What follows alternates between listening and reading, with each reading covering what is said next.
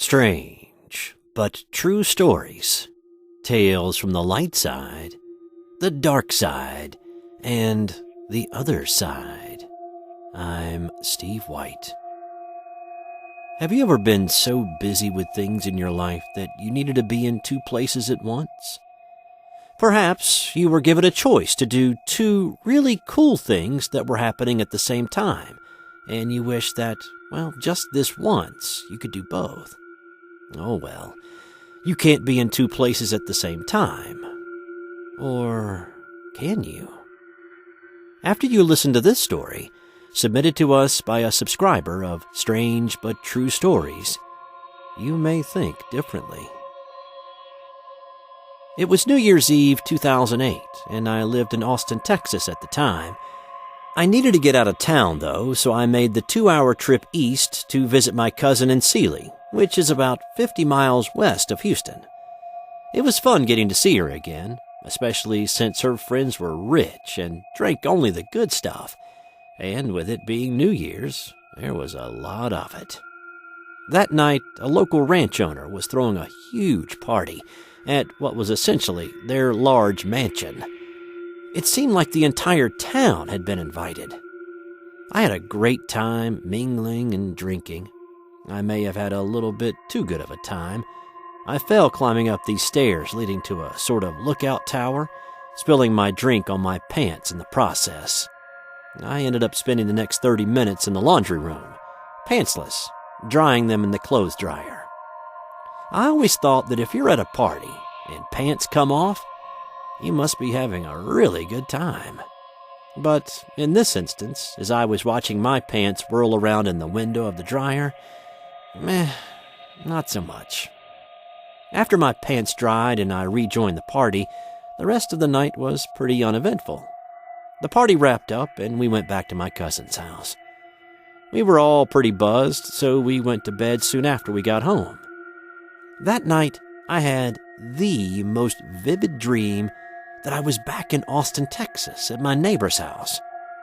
They were strippers, and needless to say, but I'll say it anyway, they had great parties, wild parties, and in many cases, pants did come off at their parties, and not because drinks were spilled on them.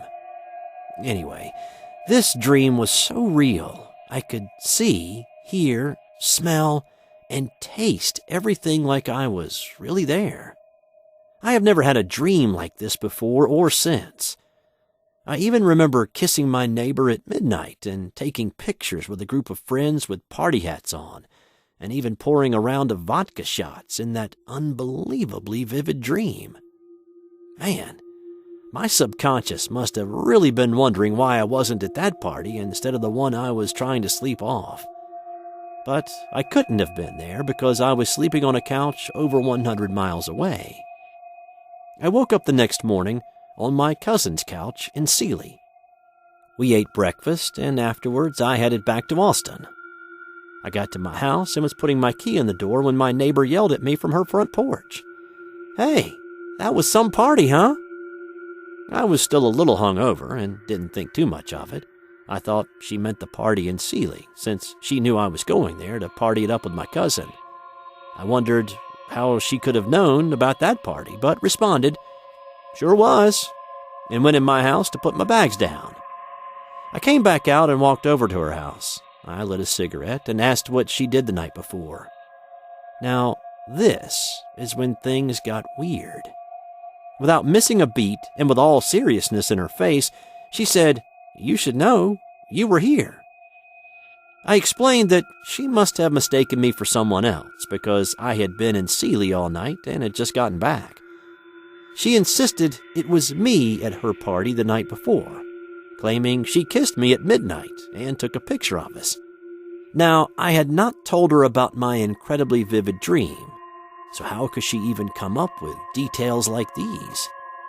She went on telling me how we had vodka shots, and that we took pictures, and that she would show me. We went inside and she grabbed her digital camera. We sat shoulder to shoulder on her couch and started looking through the pictures. At first, there was nothing out of the ordinary in any of them, until we came to a picture of her kissing nobody. She said, "No, that's not right. This was the one I took of us at midnight." And sure enough, the time on the photo said 12 a.m. We were completely confused and kind of freaked out by it. It was worse as we went through more pictures and realized that I was missing from all the pics she claimed I was in.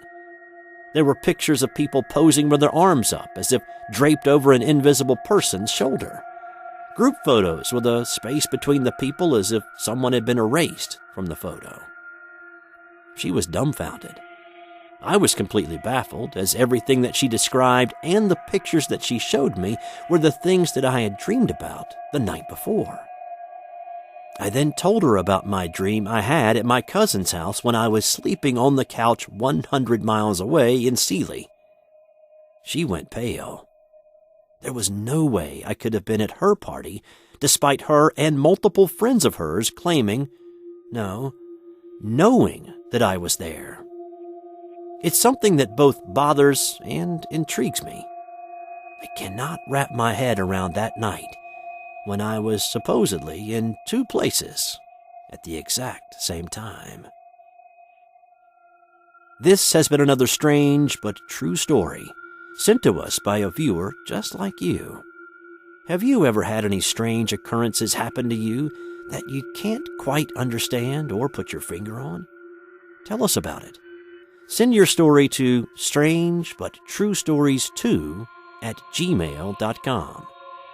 Tell us what you thought of this story in the comments below, and subscribe if you haven't already. Thanks to all those who have. I'm Steve White. Until next time.